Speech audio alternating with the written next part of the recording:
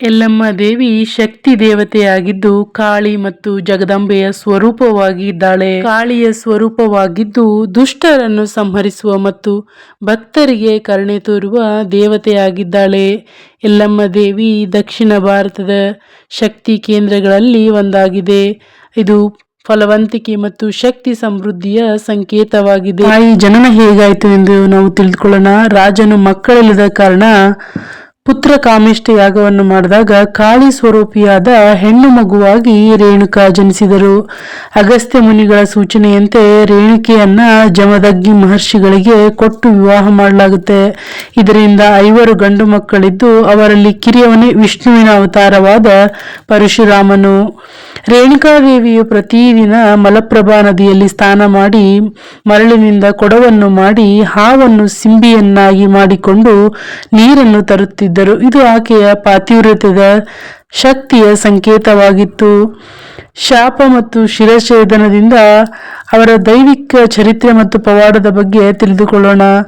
ಒಂದು ದಿನ ನದಿಯಲ್ಲಿ ಗಂಧರ್ವರನ್ನು ನೋಡಿ ಮನಸ್ಸು ಚಂಚಲಗೊಂಡಿದ್ದರಿಂದ ಮರಳಿ ಮಡಿಕೆ ಮಾಡುವ ಶಕ್ತಿಯನ್ನ ಕಳೆದುಕೊಂಡ್ರು. ಇದರಿಂದ ಕೋಪಗೊಂಡ ಜಮದಗ್ನಿ ಮುನಿಗಳು ಆಕೆಯ ಶಿರಚ್ಛೇದ ಮಾಡಲು ಪುತ್ರರಿಗೆ ಆಜ್ಞಾಪಿಸುತ್ತಾರೆ. ತಂದೆಯ ಆಜ್ಞೆಯಂತೆ ಪರಶುರಾಮನು ತಾಯಿಯ ಶಿರಚ್ಛೇದನ ಮಾಡ್ತಾರೆ. ಪರಶುರಾಮನ ಭಕ್ತಿಗೆ ಮೆಚ್ಚಿದ ಜಮದಗ್ನಿಗಳು ವರವನ್ನು ನೀಡಿದಾಗ ಆತನು ತಾಯಿಯನ್ನು ಬದುಕಿಸುವಂತೆ ಕೇಳಿಕೊಂಡರು. ಬದುಕಿಸುವ ಪ್ರಕ್ರಿಯೆಯಲ್ಲಿ ರೇಣುಕೆಯ ತಲೆ ಮತ್ತೊಬ್ಬ ಮಹಿಳೆಯ ದೇಹಕ್ಕೆ ಆಕಸ್ಮಿಕವಾಗಿ ಸೇರಿತು. ಈ ಸಂಯೋಜಿತ ರೂಪವೇ ಎಲ್ಲಮ್ಮ ಅಥವಾ ಯಲ್ಲಮ್ಮ ಎಂದು ಪ್ರಸಿದ್ಧವಾಗಿದೆ. ಸೌದತ್ತಿ, ಬೆಳಗಾವಿ ಜಿಲ್ಲೆಯ ಸೌದತ್ತಿ ರೇಣುಕಾ ಯಲ್ಲಮ್ಮ ಕ್ಷೇತ್ರ ಅತ್ಯಂತ ಪ್ರಸಿದ್ಧವಾಗಿದೆ. ಜೋಗಳ ಬಾವಿಯಲ್ಲಿ ಸ್ನಾನ ಮಾಡಿದರೆ ಚರ್ಮದ ಕಾಯಿಲೆಗಳೆಲ್ಲ ವಾಸಿಯಾಗುತ್ತೆ ಅಂತ ಇಲ್ಲಿ ಗಾಢವಾಗಿ ಭಕ್ತಾದಿಗಳು ನಂಬಿದ್ದಾರೆ. ಪ್ರತಿ ವರ್ಷ ಮಾರ್ಗಶಿರ ಮಾಸದ ಭರತ ಹುಣ್ಣಿಮೆಯಂದು ಲಕ್ಷಾಂತರ ಭಕ್ತರು ಸೇರಿ ಇಲ್ಲಿ ದೊಡ್ಡ ಜಾತ್ರೆಯನ್ನ ಮಾಡ್ತಾರೆ. ಹಣೆ ಬೆವರನ್ನ ತೆಗೆದು ಭೂಮಿಗೆ ಒಗೆದಾಗ ಆ ಜಲದಿಂದ ಉರಿಯುವ ಪುತ್ರನೊಬ್ಬ ಉದ್ಭವಿಸುತ್ತಾನೆ. ಜಲದಿಂದ ಅಗ್ನಿಯಂತೆ ಉರಿಯುತ್ತಾ ಮೇಲೆದ್ದ ಆ ಕುಮಾರನೇ ಜಲದಗ್ನಿ. ಜಲದಗ್ನಿ ಎಂಬ ಹೆಸರು ರೂಪಾಂತರ ಹೊಂದಿ ಜಮದಗ್ನಿಯಾಯಿತು. ಜಮದಗ್ನಿ ಋಷಿ ತಂದೆ ಗೌತಮನ ಆಜ್ಞೆಯಂತೆ ಅಲ್ಮುನಿ, ಬಾಲ್ಮುನಿ, ಕೇಜಂಡ ಮುನಿ, ರತ್ನಮುನಿ, ಹೆಪ್ಮುನಿ ಮುಂತಾದ ಮುನಿ ಪೊಂಗಡಗಳೊಡನೆ ತಪಸ್ಸನ್ನಾಚರಿಸಿ ಕಾರಂಜಿ ಹೊಳೆಯಲ್ಲಿ ಸ್ಥಾನಕ್ಕಿಳಿದಾಗ ಆ ಹೊಳೆಯಲ್ಲಿ ಯಲ್ಲಮ್ಮನ ಏಳ್ಮಾರುದ್ದ ಮಂಡೆ ಕೂದಲು ಜಾಲಾಡುತ್ತಿತ್ತು. ಜಮದಗ್ನಿಗೆ ಆ ಮಂಡೆ ಕೂದಲನವಳನ್ನೇ ತನ್ನ ಹೆಂಡತಿಯನ್ನಾಗಿ ಪಡೆಯಬೇಕೆಂಬ ಬಯಕೆ ಆಗುತ್ತದೆ. ಅವಳಿರುವ ನೆಲೆಯನ್ನ ಅರಸುತ್ತಾ ಯಲ್ಲಮ್ಮನ ತಂದೆ ತಾಯಿಗಳಾದ ಗಿರಿಜಾಮುನಿ ಮತ್ತು ಜಮಕುಂದೇವಿ ಆಶ್ರಮಕ್ಕೆ ಬಂದು ತನ್ನ ಬಯಕೆಯನ್ನು ತಿಳಿಸಿದಾಗ ಯಲ್ಲಮ್ಮ ಒಂದು ಸವಾಲನ್ನೊಡ್ಡುತ್ತಾರೆ. ಅದೇನೆಂದರೆ 7 ಸಮುದ್ರದಾಚೆ ಕೀಳು ಸಮುದ್ರ, ಅದರಾಚೆ ಎಡದಿಣ್ಣೆ ಬೋರೆಯಲ್ಲಿ ಪಡುಲೆಂಕೆ, ಪಡುಲೆಂಕೆ ನೆರಳಲ್ಲಿ ಮಾವಿನಪುರು, ಅದರಾಚೆ ಜಾಪುನಪುರ, ಅದರಾಚೆ 7 ಸುತ್ತೆ ಹುತ್ತ, ಹುತ್ತದಾಚೆ ಗಂಗಾ ನದಿ, ಅದರಾಚೆ ಹಾಲ್ಗುಣ, ನಿರ್ಗುಣ, ಪನೀರ್ ಬಾವಿ. ಆ ಬಾವಿ ನೀರನ್ನು ತಂದು ಯಾರು ತನಗೆ ಕೊಡಬಲ್ಲರೋ ಅವರೇ ತನ್ನ ಪತಿಯಾಗಬಲ್ಲರು ಎಂದು ಹೇಳುತ್ತಾರೆ. ಆ ಜಮದಗ್ನಿ ತಪಶಕ್ತಿಯಿಂದ ತನ್ನ ಮುಡಿಯನ್ನ ಬೆಳೆಸಿ ಹಾಲ್ಗುಣ, ನೀಲ್ಗುಣ, ಪನ್ನೀರ್ ಬಾವಿಯ ನೀರನ್ನ ಕುಡಿತಲ್ಲಿಂದಲೇ ಅದ್ದಿ ಸೆಳೆದುಕೊಂಡು ಯಲ್ಲಮ್ಮನ ಮೇಲೆ ಹಿಂಡುತ್ತಾನೆ. ಹೀಗೆ ಯಲ್ಲಮ್ಮ ಜಮದಗ್ನಿಯರ ವಿವಾಹ ನಡೆಯುತ್ತದೆ. ಜಮದಗ್ನಿಗೆ ಪರಮೇಶ್ವರನ ಕಾಮಧೇನುವನ್ನು ಬಳುವಳಿಯಾಗಿ ಕೊಟ್ಟು ಹೋದ. ಯಲ್ಲಮ್ಮನ ಅಣ್ಣನಾದ ಕಾರ್ತವೀರ್ಯ ಕಾಮಧೇನುವನ್ನು ಬಯಸಿ ಜಮದಗ್ನಿಯ ಶಿರವನ್ನ ಕತ್ತರಿಸಿದ. ಯಲ್ಲಮ್ಮ ತನ್ನ ಪತಿಯ ಶಿರವನ್ನ ತೆಗೆದುಕೊಂಡು ಹೋಗಿ ಪರಮೇಶ್ವರನನ್ನು ಕಾಣುತ್ತಾಳೆ. ಪಾರ್ವತಿ ಪರಮೇಶ್ವರರು ದೇವತೆಗಳು ಜಮದಗ್ನಿಗೆ ಪುನರ್ಜನ್ಮವನ್ನು ಕೊಡುತ್ತಾರೆ. ಆದರೆ ಜಮದಗ್ನಿ ಮಹರ್ಷಿ ಜಮದಗ್ನಿಯಾಗಿ ಭೂಲೋಕಕ್ಕೆ ಬರದೆ ನಂಜನಗೂಡಿನ ನಂಜುಂಡನಾಗಿ ಬರುತ್ತಾನೆ. ಯಲ್ಲಮ್ಮ ತಾಯಿ ಆದಿಶಕ್ತಿಯ ಅಂಶವಾದ್ದರಿಂದ ಅವಳ ಇನ್ನೊಂದು ಅಂಶ ಚಾಮುಂಡಿಯಾಗಿ ಅವತರಿಸುತ್ತದೆ. ಯಲ್ಲಮ್ಮ ಮತ್ತು ಜಮದಗ್ನಿಯರ ಸಮಾಗಮ ವಿಚಿತ್ರ ರೀತಿಯಾಗಿದೆ. ಯಲ್ಲಮ್ಮ ವಿವಾಹ ಪೂರ್ವದಲ್ಲಿ ಸಮುದ್ರಕ್ಕೆ ಹೋಗಿ ಒಂದು ಕಾಲನ್ನ ಆಮೆಯ ಮೇಲೆ ಮತ್ತೊಂದು ಕಾಲನ್ನು ಮೊಸಳೆಯ ಮೇಲೆ ಇಟ್ಟುಕೊಂಡು ಸ್ನಾನ ಮಾಡುತ್ತಿರುವಾಗ ಇವಳು ಮುಡಿದೆದ್ದ ಮುರುಗ ಜವನಪುನಗಳ ಕಂಪು 12 ಮೈಲಿ ದೂರದಲ್ಲಿ ತಪಸ್ಸು ಮಾಡುತ್ತಿದ್ದ ಜಮದಗ್ನಿಯನ್ನು ಸೋಂಕಿತು. ಇದಾವ ಕನ್ನಿಕೆಯ ಮೈಯಿಂದ ಇಂಥ ಪರಿಮಳ ಬರುತ್ತದೆಯೋ ಏನೋ ಎಂದು ಚಿಂತಿಸಿದ ಜಮದಗ್ನಿ ತನ್ನ ಮೈಬೆವರನ್ನು ತೆಗೆದು ಸಮುದ್ರಕ್ಕೆಸೆದ.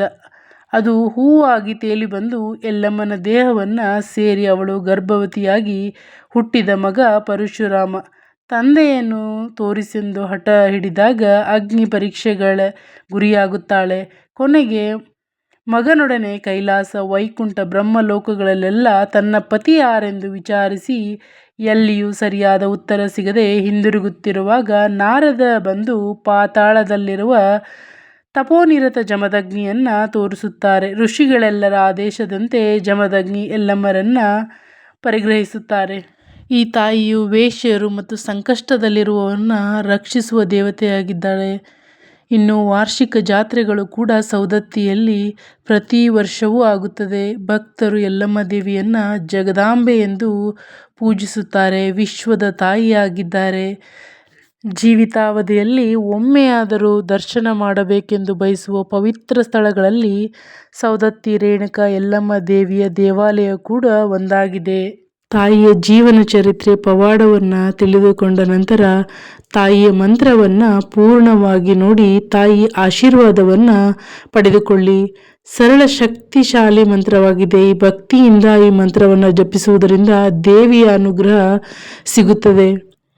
ಓಂ ಶ್ರೀ ರೇಣುಕಾ ಯಲ್ಲಮ್ಮ ದೇವಿಯೇ ನಮಃ. ಓಂ ಶ್ರೀ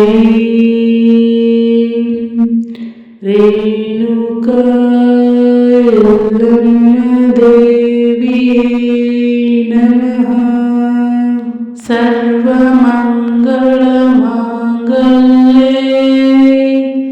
ಶಿವೆ ಸರ್ವಾರ್ಥಸಾಧಿಕೆ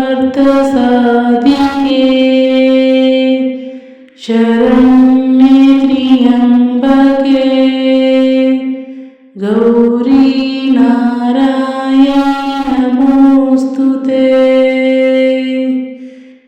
ಈ 2 ಮಂತ್ರಗಳಲ್ಲಿ ನಿಮಗೆ ಯಾವುದು ಸುಲಭ ಅನಿಸುತ್ತೋ ಆ ಮಂತ್ರವನ್ನು ನೀವು ಪಠಿಸಬಹುದು, ಇಲ್ಲವೆಂದರೆ ಕೇಳಿಸಿಕೊಳ್ಳಬಹುದು. ಶ್ರೀ ರೇಣುಕಾ ಯಲ್ಲಮ್ಮ ದೇವಿಯೇ ನಮಃ. ಓಂ ಶ್ರೀ ರೇಣುಕಾ ಯಲ್ಲಮ್ಮ ದೇವಿಯೇ ನಮಃ. ಓಂ ಶ್ರೀ ರೇಣುಕಾ ಯಲ್ಲಮ್ಮ ದೇವಿಯೇ ನಮಃ. ಓಂ ಶ್ರೀ ರೇಣುಕಾ ಯಲ್ಲಮ್ಮ ದೇವಿಯೇ ನಮಃ. ಓಂ ಶ್ರೀ ರೇಣುಕಾ ಯಲ್ಲಮ್ಮ ದೇವಿಯೇ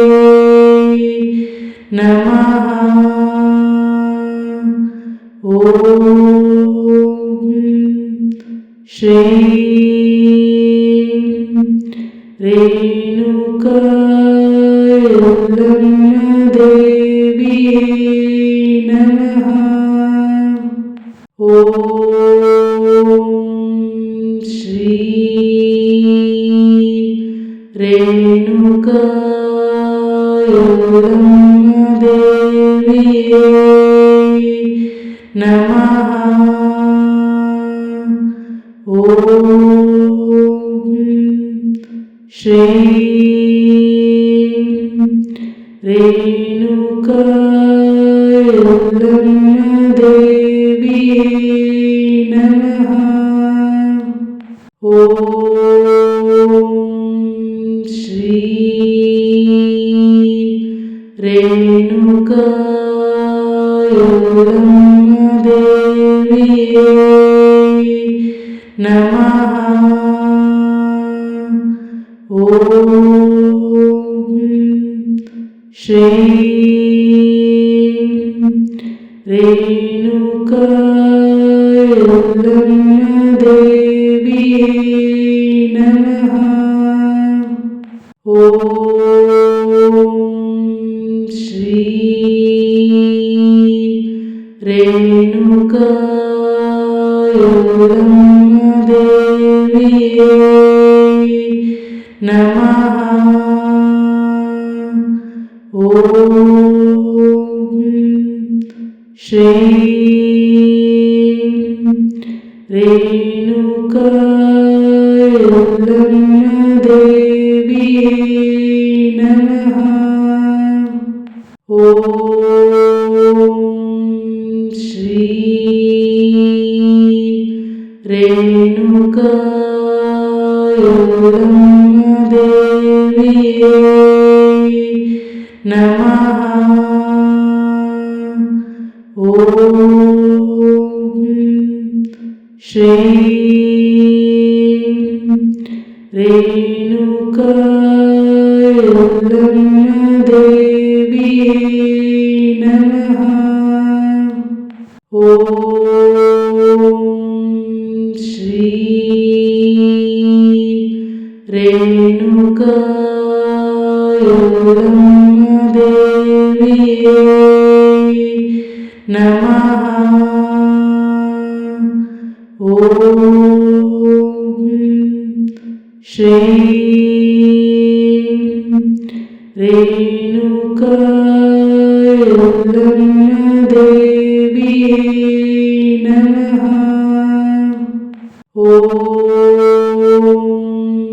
ಶ್ರೀ ರೇಣುಕಾ ಯಲ್ಲಮ್ಮ ದೇವಿಯೇ ನಮಃ. ಓಂ ಶ್ರೀ ರೇಣುಕಾ ಯಲ್ಲಮ್ಮ ದೇವಿಯೇ ನಮಃ. ಓಂ ಶ್ರೀ ರೇಣುಕಾ ಯಲ್ಲಮ್ಮ ದೇವಿಯೇ ನಮಃ. ಓಂ ಶ್ರೀ ರೇಣುಕಾ ಯಲ್ಲಮ್ಮ ದೇವಿಯೇ ನಮಃ. ಓಂ ಶ್ರೀ ರೇಣುಕಾ ಯಲ್ಲಮ್ಮ ದೇವಿಯೇ ನಮಃ. ಓಂ ಶ್ರೀ ರೇಣುಕಾ ಯಲ್ಲಮ್ಮ ದೇವಿಯೇ ನಮಃ. ಓಂ ಶ್ರೀ ರೇಣುಕಾ ಯಲ್ಲಮ್ಮ ದೇವಿಯೇ ನಮಃ. ಓಂ ಶ್ರೀ ರೇಣುಕಾ ಯಲ್ಲಮ್ಮ ದೇವಿಯೇ ನಮಃ. ಓಂ ಶ್ರೀ ರೇಣುಕಾ ಯಲ್ಲಮ್ಮ ದೇವಿಯೇ ನಮಃ. ಓಂ ಶ್ರೀ ರೇಣುಕಾ ಯಲ್ಲಮ್ಮ ದೇವಿಯೇ ನಮಃ. ಓಂ ಶ್ರೀ ರೇಣುಕಾ ಯಲ್ಲಮ್ಮ ದೇವಿಯೇ ನಮಃ. ಓಂ ಶ್ರೀ ರೇಣುಕಾ ಯಲ್ಲಮ್ಮ ದೇವಿಯೇ ನಮಃ. ಓಂ ಶ್ರೀ ರೇಣುಕಾ ಯಲ್ಲಮ್ಮ ದೇವಿಯೇ ನಮಃ. ಓಂ ಶ್ರೀ ರೇಣುಕಾ ಯಲ್ಲಮ್ಮ ದೇವಿಯೇ ನಮಃ. ಓಂ ಶ್ರೀ ರೇಣುಕಾ ಯಲ್ಲಮ್ಮ ದೇವಿಯೇ ನಮಃ. ಓಂ ಶ್ರೀ ರೇಣುಕಾ ಯಲ್ಲಮ್ಮ ದೇವಿಯೇ ನಮಃ. ಓಂ ಶ್ರೀ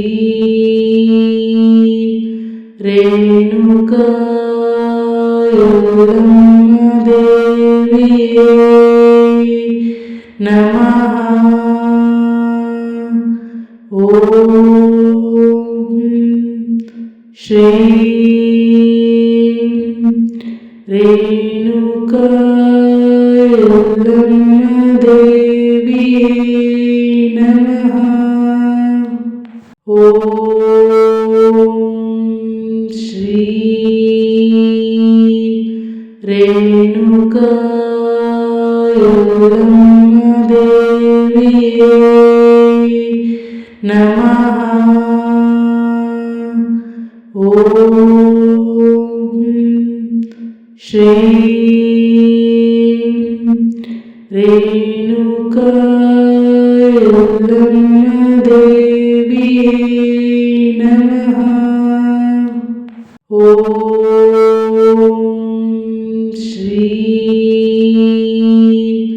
ರೇಣುಕಾ ಯಲ್ಲಮ್ಮ ದೇವಿಯೇ ನಮಃ. ಓಂ ಶ್ರೀ ರೇಣುಕಾ ಯಲ್ಲಮ್ಮ ದೇವಿಯೇ ನಮಃ. ಓಂ ಶ್ರೀ ರೇಣುಕಾ ಯಲ್ಲಮ್ಮ ದೇವಿಯೇ ನಮಃ. ಓಂ ಶ್ರೀ ರೇಣುಕಾ ಯಲ್ಲಮ್ಮ ದೇವಿಯೇ ನಮಃ. ಓಂ ಶ್ರೀ ರೇಣುಕಾ ಯಲ್ಲಮ್ಮ ದೇವಿಯೇ ನಮಃ.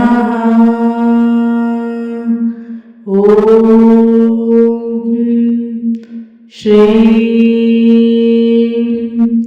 ರೇಣುಕಾ ಯಲ್ಲಮ್ಮ ದೇವಿಯೇ ನಮಃ. ಓಂ ಶ್ರೀ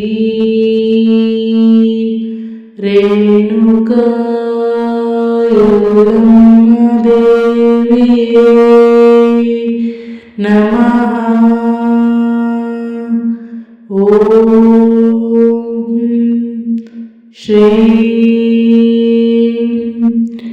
ರೇಣುಕಾ ಯಲ್ಲಮ್ಮ ದೇವಿಯೇ ನಮಃ. ಓಂ ಶ್ರೀ ರೇಣುಕಾ ಯಲ್ಲಮ್ಮ ದೇವಿಯೇ ನಮಃ. ಓಂ ಶ್ರೀ ರೇಣುಕಾ ಯಲ್ಲಮ್ಮ ದೇವಿಯೇ ನಮಃ. ಓಂ ಶ್ರೀ